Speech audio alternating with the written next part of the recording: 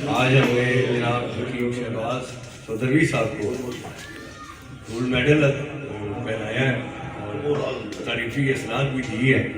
शुक्रान या रब्बी शुक्रान हदैत क़ल्बी शुक्रान नव्वरत क़ल्बी शुक्रान शुक्रान या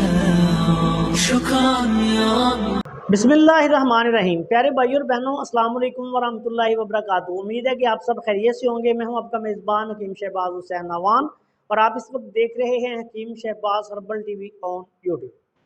प्यारे भाइयों और बहनों, अतिब्बा कराम के पेश नज़र एक ऐसा मसला भी रहता है कि जब जिगर के साथ साथ तिली भी ख़राब होती है, तिली जो है वो अपने साइज़ में बढ़ जाती है, जिगर भी डिस्टर्ब होता है, मरीज़ की हालत भी बड़ी ख़राब हो जाती है। ऐसे मरीज़ बड़े ही परेशान, बहुत ही कमज़ोर, बाज़-औक़ात पेट भी उनका काफ़ी बड़ा होता है। तो ऐसे मरीज़ अक्सर जो मेरे मुशाहिदे में आए हैं, उनमें से अक्सर लोगों की आँखें भी ज़र्द होती हैं और जिगर भी ख़राब और साथ साथ तिली जो है वो भी बड़ी होती है। अब ऐसे मरीज़ जब डॉक्टर्स के पास जाते हैं तो वो बहुत ज़्यादा उनको डराना शुरू कर देते हैं और फिर मरीज़ जो हैं वो दर बदर के धक्के खाते रहते हैं।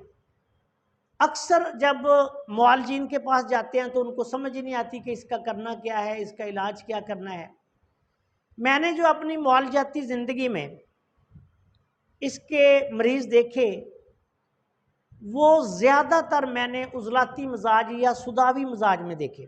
तो एक बहुत ही आसान और सस्ता नुस्खा सदका जारिया के तौर पे आप सब दोस्तों की खिदमत में पेश कर रहा हूँ कि जो ऐसे मरीज़ हैं, ये ऐसे कुछ मरीज़ पिछले दिनों मेरे मुशाहिदे में आए हैं, तो उन्हीं को देखकर मैंने सोचा कि मैं ये नुस्खा जो है वो शेयर कर देता हूँ।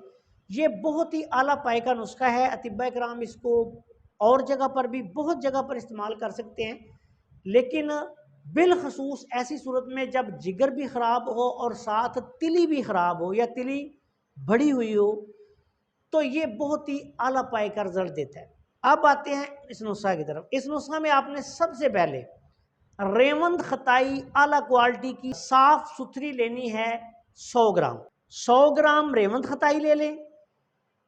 25 ग्राम आपने कलमी शोरा लेना है, बिल्कुल खालिस हो, नकली ना हो। 25 ग्राम आपने निशादर लेनी है, निशादर ठीकरी लेनी है। 25 ग्राम आपने सुंड या जंजबील लेनी है, जिसको सूंठ भी कहा जाता है।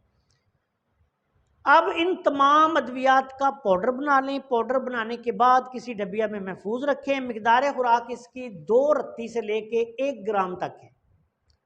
मरीज़ की उम्र, वज़न, सेहत को मद्देनज़र रखकर 2 रत्ती खाना खाने के तकरीबन आधा घंटा 1 घंटे बाद ये पानी के साथ इस्तेमाल करवाएं। अगर किसी मरीज़ के जिस्म में सोजे पड़ी हुई हों, पेट बहुत ज़्यादा बड़ा हुआ हो, पाँव में सोजन हो, चेहरे पे सोजन हो, हाथों पे सोजन हो, तो फिर इस नुस्खा को अरक, मको, कासनी और सौंफ के साथ इस्तेमाल करवाएं। अगर वैसे भी आप इस नुस्खा को अरके, मको, कासनी, सौंफ के साथ हर मरीज़ को इस्तेमाल करवाएं तो बहुत अच्छा रिजल्ट जो है वो मिलेगा।